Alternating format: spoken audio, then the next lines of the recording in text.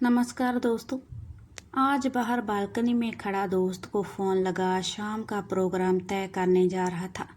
Phone लगा तो ring की जगह कानों में, तू मेरी ज़िंदगी है, तू ही प्यार, तू ही चाहत, तू ही आशिकी है।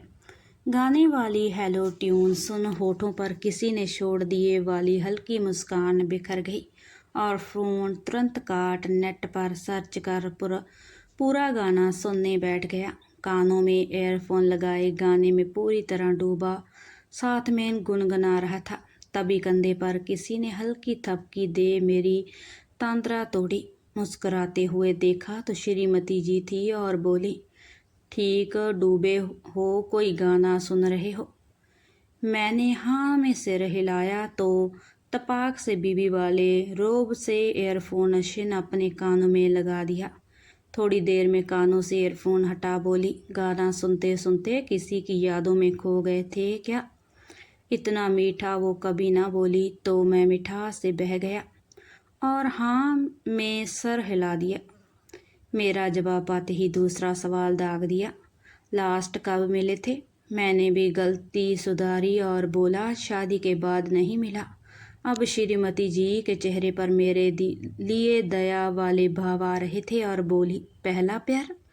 मैंने कंप कपाते होठों से जान की माफ़ी मांगते हुए वापस हाँ में सिर हिला दिया। मैं फालतू में डरा जा रहा था। आज मैडम गजब मूड में थी और सोफे पर बैठते हुए पूछ पड़ी, चलो बताओ अपने पहले प्यार के बारे में। मैं परम उत्साही हो गया शुरू और सोच रहा था इसी बहाने उसे याद भी कर लेंगे, उसके नाम को होठों से चूम खुश हो जाएंगे। पहली बार उससे कॉलेज में अंतिम दिनों में मिला था। उस शाम वो गजब की अच्छी लग रही थी। मैं घंटों बैठा उसे निहारता ही रहा पर छूने की हिम्मत ना कर सका। डर बहुत ज़्यादा था पर दूसरी बार मिला तब तक अच्छी पहचान हो गई और थोड़ी देर निहार कर उसे होठों से चूम लिया। वो शाम मुझे आज भी याद है।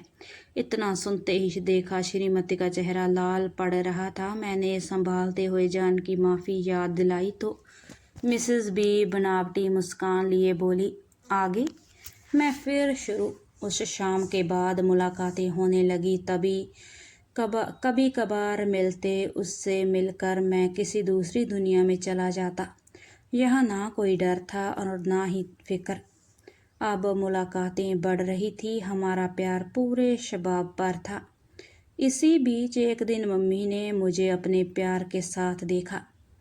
मैंने भी मम्मी को हल्के में ही लिया, पर मम्मी ने उस रोज़ मुझे खूब समझाया। उससे ना मिलने की नसीहत भी थी, पर मैं तो उसके रंग में रंग चुका था। मम्मी की नसीहत की परवाह न करते हुए हमारी मुलाकातों का दौर यूं ही चलता रहा। और एक दिन मुझे प्यार में बहकता देख मम्मी से रहा नहीं गया और पापा के सामने मेरी पूरी किताब खोल दी। उस रोज़ पापा में मैं हिटलर देख रहा था और वो भी फूल तूफान पर। पापा ने पहले खूब डांटा, फिर प्यार से प्यार को भूलने को खूब समझाया और लास्ट में अपनी कसम भी दे, इमोशनल कार्ड भी खेला और इस तरह 3-4 साल चले। हमारे प्यार का एंड हुआ। मेरी लव स्टोरी की सैड एंडिंग शायद मिसेज को भी दुखी कर गई और धीरे से पूछा, फिर कभी नहीं मिले? अपनी कसम देकर पूछा। अब उससे झूठ कैसे बोलता?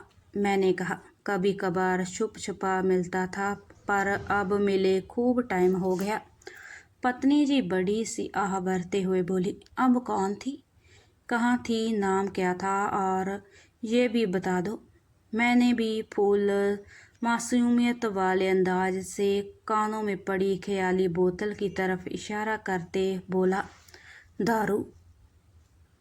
ये कहानी आपको कैसी लगी हमें कमेंट में ज़रूर बताएं।